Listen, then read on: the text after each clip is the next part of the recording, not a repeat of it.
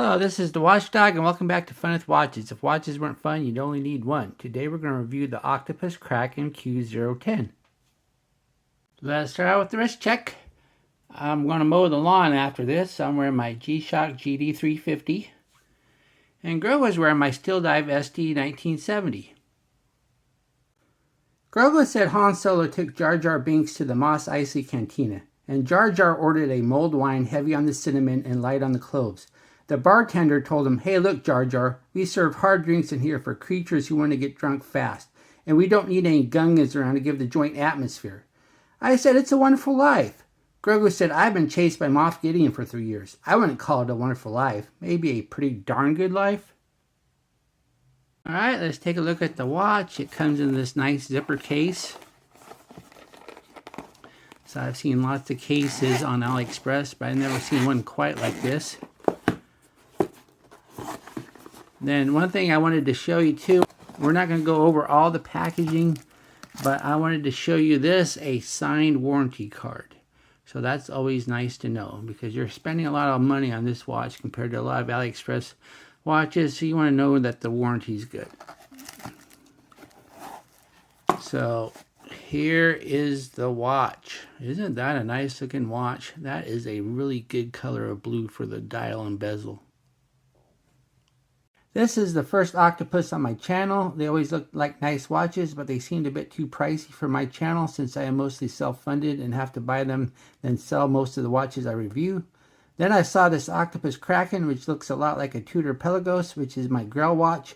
Although this is more like the newer Pelagos 39, which is not my Grail watch, because if I got a Pelagos, I want the whole 9 yards. This watch is $277 on the titanium bracelet if you settle for the PT5000 movement, or $403 if you want a Sellita SW200. I chose the PT5000 since I wasn't planning on keeping it, but now that I spent several weeks with the watch, I am totally enamored with it and wonder if I should have got the Swiss movement instead. I have not seen a lot of reviews on this watch, as I think some reviewers are off-put by the brand name Octopus. Jody from Just One More Watch included Octopus in a list of AliExpress watches he will never review because he doesn't like the name Octopus. I've reviewed many Skemies, Smeals, and Cardews, so Octopus is perfectly acceptable to me. This watch is also available on a leather strap for less money, but why would you even consider that considering how nice the bracelet is? Unlike the current Tudor Pelagos 39, this comes in blue and not just black. If I were to ever get my Grail Pelagos, it will be blue, and I doubt if I would have picked up this Kraken if it only came in black. The watch is 39 millimeters at the bezel, and the bezel just barely hangs over the case. It's 45.8 millimeters lug to lug with inverted end links. It's only 11.5 millimeters thick. Any automatic dive watch under 12 is impressive. Has a 20 millimeter lug width and only weighs 102 grams on the supplied bracelet with one link removed. The bezel is 120 click unidirectional, unlike a real Pelagos, which is a 60 click. The bezel action is wonderful. The clicks are solid. They have a nice sound to them, and there's no back play. Really good clicks. If anything, though, it might be just a hair light because every once in a while I do knock it out of place. But I like it.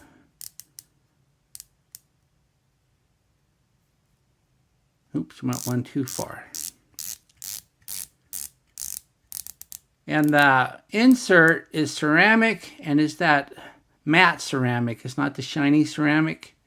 And this is also a fully lume bezel, including the numbers and the indices. And of course the triangle at the top. This is not exactly a lume pip, just a dot in the triangle. Then we have a flat dial. There's no sunburst effect, and it looks really nice. I really like this color of blue. I think they really nailed the Pelagos blue.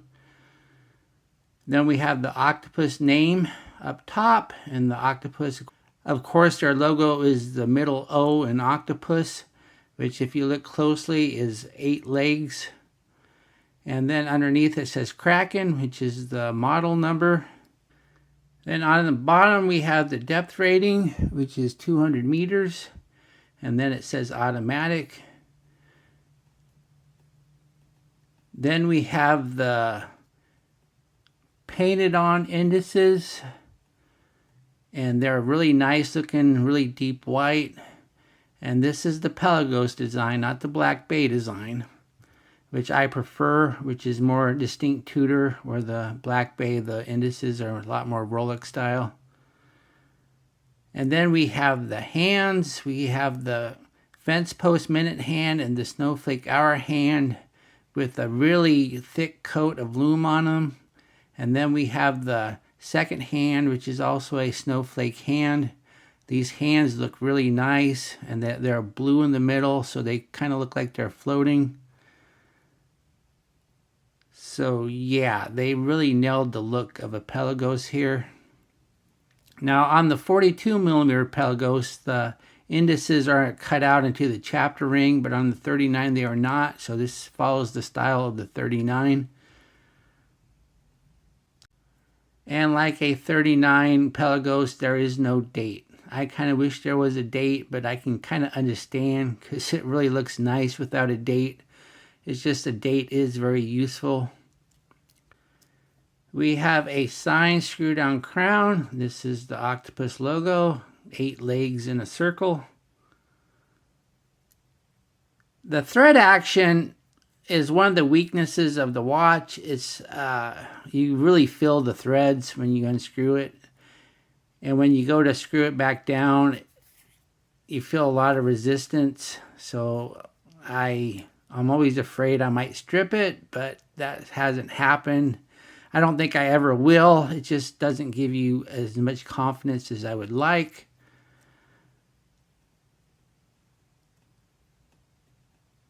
Then the crystal is a flat sapphire crystal with AR coating. As you can see through it just nice. It's at certain angles, you can hardly tell there's a crystal even there. And underneath my lights in this camera, you see a lot of reflection, but when you're just wearing it, you don't hardly notice it at all. So really like the crystal.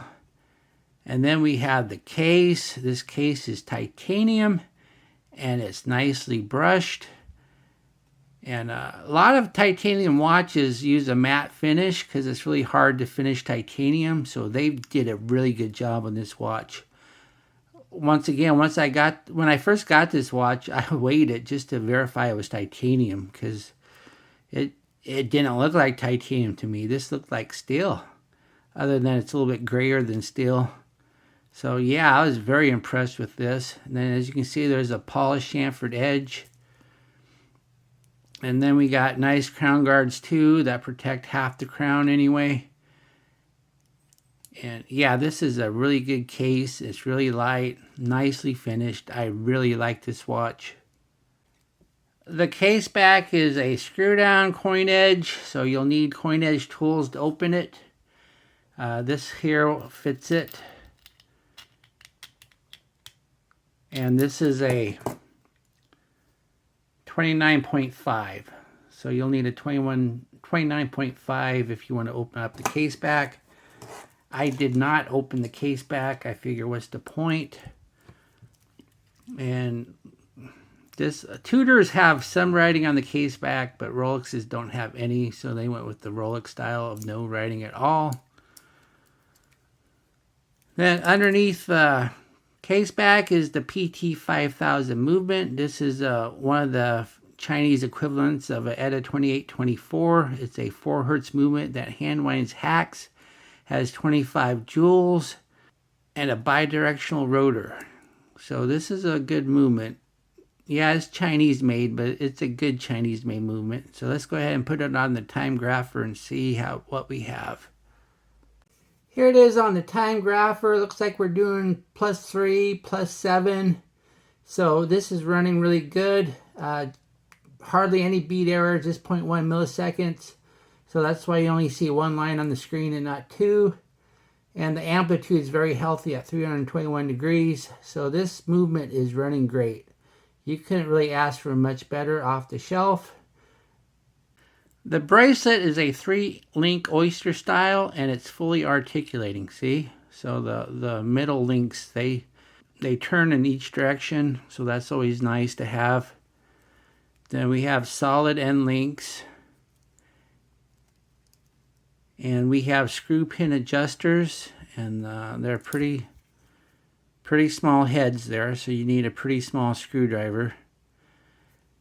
And I only removed one link though to fit on my 7.5-inch wrist. So if you have bigger than 7 3/4, I don't know what you can do. Maybe you can ask Octopus to supply some more links if you order this. At $277, you're going to get a little bit better customer service than at a $60 watch. Then we have the clasp. The clasp, it's a nice looking clasp. It's just a little disappointing. You got the 3 holes of micro adjust, but it's just a little short. It's milled, and it's fully milled, so that's nice. But I just wish it was a little bit longer and had one more hole of micro adjust. And it'd be really nice at this price if you had on the fly adjustment. And there is no diver's extension, which is fine. You're never going to dive with this.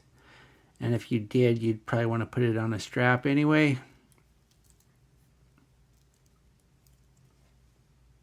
Here's the watch on my 7.5-inch wrist. Isn't that a nice looking watch? I just love it. I just can't imagine getting a better watch on AliExpress for 270 bucks. I just can't believe how well this titanium is finished. And I'm not going to show it to you on any other straps, because why would you take it off with this beautiful bracelet? Here we are in the loom room. Just wearing the watch, I knew it had awesome loom. I just didn't know how good until I did this test.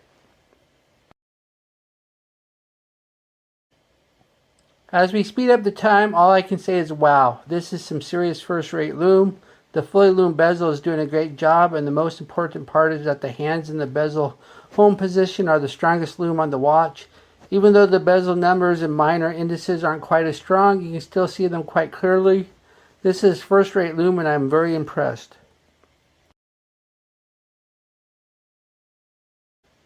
I decided to put it up against my Steel Dive 1970 Willard, since it too has a fully loomed bezel. This watch actually has won an episode of Jody's Loom Wars.